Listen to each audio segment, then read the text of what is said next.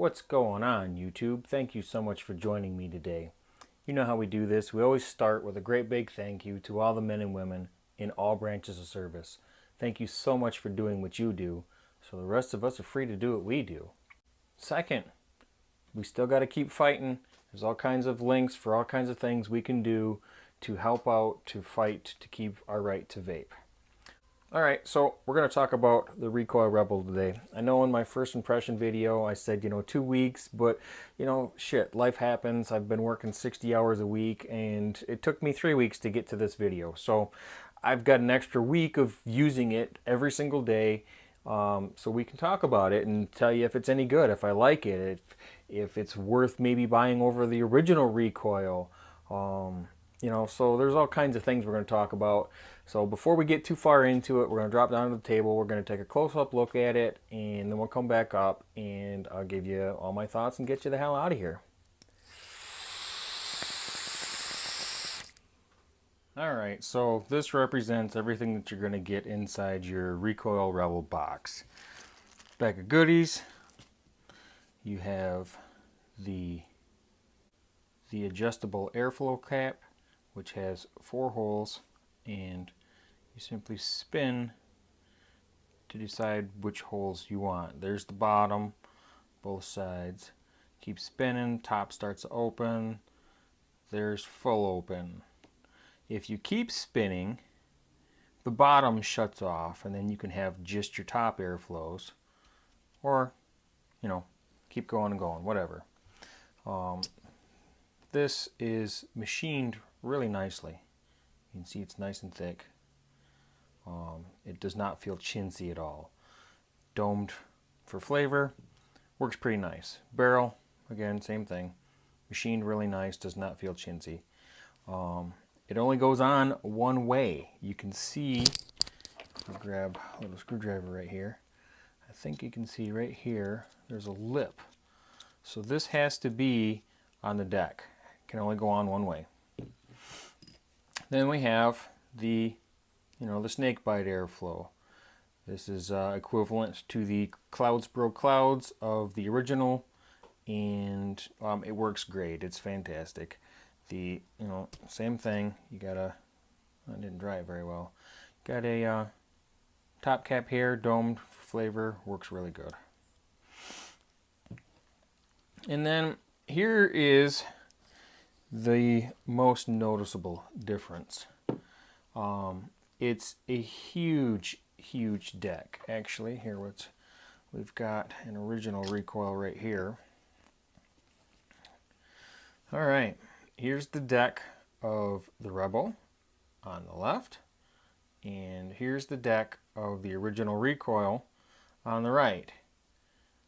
Much bigger, lots more space. You can get a lot bigger builds in this now. You can see how much room there still is in the Rebel, and that's a 6-wrap 3mm alien. And over here in the Recoil deck, I have a 5-wrap 2.5mm alien. And there's not a lot of space left in there. I've put 6 wraps in these many times, but you run out of room. There's not a lot of room for cotton.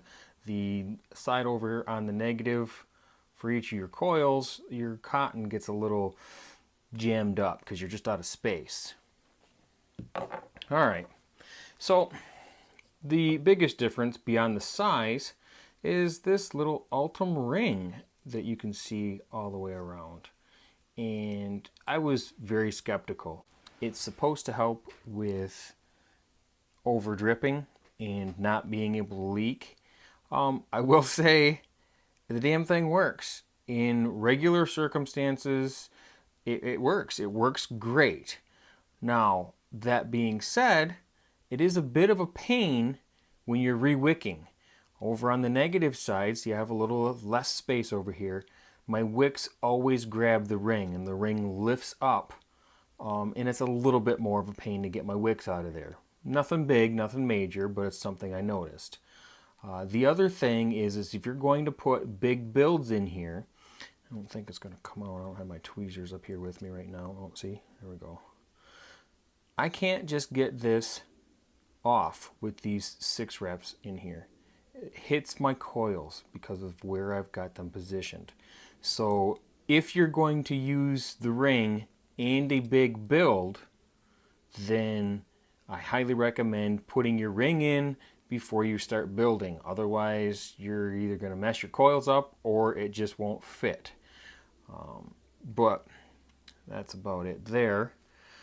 We got engraving on the bottom. You got Grim and Grimyak. Recoil on this side, and you can take your negative out here. Your serial number, mine is 2320. Nice protruding positive pin for being safe on hybrids. There you go. That's about it. Yes, you can see I broke a screw when I built it, and you know, that's what happens. Sometimes shit breaks. If no screws ever broke, then they wouldn't give us spare screws in the bag. So yeah, whatever, it happens. All right, so that's all I got down here. Let's get back up top. Let's vape this thing. All right, so there's a up close look at it. Right now I've got it sitting on top of my Hexome. She looks pretty good there. We'll move it over to my Axis vapes, M17. She looks really nice here. And if you have a 24mm mech and you want to run it on there, you can. It is hybrid safe. It's a 25mm atomizer, so you're gonna have the slightest little bit of overhang. I don't know how well this is gonna show up on the camera here. I should have done this in the close-up, but it don't look bad. The overhang bothers me. I really wish, because I already have a 24 mech, I wish it would have been 24. You know, but it is what it is. I guess I'm just going to need to get a 25mm mech now. All right, so we'll get her back over here to the M17. And right now, I have the adjustable airflow cap on. I have the AFC cap. And me personally, I'm not a huge fan of the AFC. It looks pretty good. They did a really nice job of keeping it clean. But the airflow is not as smooth. It's a little louder. I'm a fan of the original cap. I really like that airflow. It is smoother. It is quieter. And it fits the way that I like to vape. So that's the cap that I've used the most. I did play with this cap quite a bit, and for me, 2 holes, man, it's damn close to this, but it's just not as smooth and it's louder.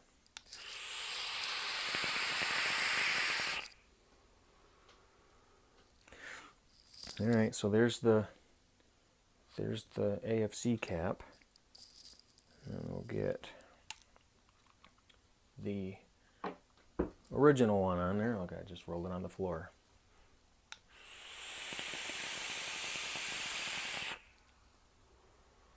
For me, it's, you know, I like the non-adjustable. It's a slightly cleaner look. I'm not a huge fan of the 4 holes. I like just the 2 holes. That just fits me. I understand why they did the adjustable airflow, because lots of people, you know, they want more than this, or they want just a little less than this. And the adjustable, you can dial it in and it works really well. I'm just not personally a fan of it. That ultum ring, all right, I know, I said it, I was skeptical. I'm not. It works.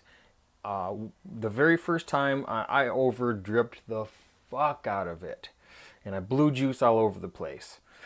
That was the only time that happened. In regular daily use, not being a jackass and putting way too much juice in there, it works great. It works great. I haven't had any leaking out of this thing whatsoever. So, you know, I gotta hand it to you guys, Nick, Dwayne. That ultum ring was a damn good idea. It works really well. It's a great atomizer. Mine, obviously, all in black. Chances are I'll end up getting a stainless. I'm not sure about the gold. I don't have any devices that I think the gold will look really good on. But that's, that's neither here nor there. It's a great atomizer.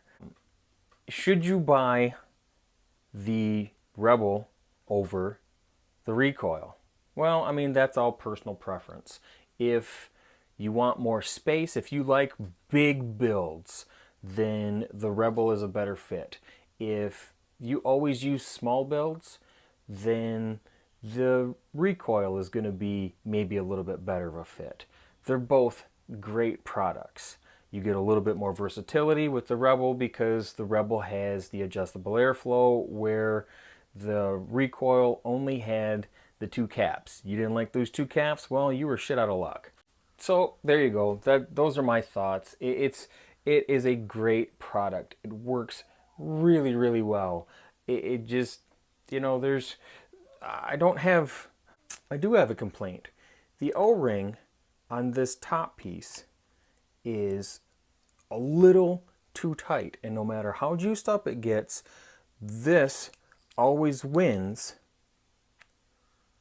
over the O-rings on the bottom.